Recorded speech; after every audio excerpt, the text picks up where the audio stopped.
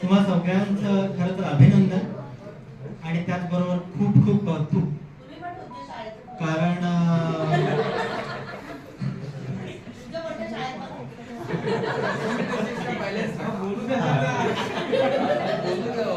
तर महत्वाचा मुद्दा असा आहे की मी जे आहेत ना इथे शिक्षक पाहिले, मुख्याध्यापक पाहता आले, लीडर पाहिले आणि मी बालपण पण पाहिले. आणि जिथे बालपण आले की नाही तिथे वेळ नसते, काही नसते आणि ते गोंडस असतं आणि ते छान असतं. त्याला शब्दात व्यक्त करायचं म्हटलं ना तर नाही पकडता येणार, एवढं छान. आणि ते जेव्हा पाहता आलं ना त्याच्यात जी काही नवनिर्मिती झाली त्याला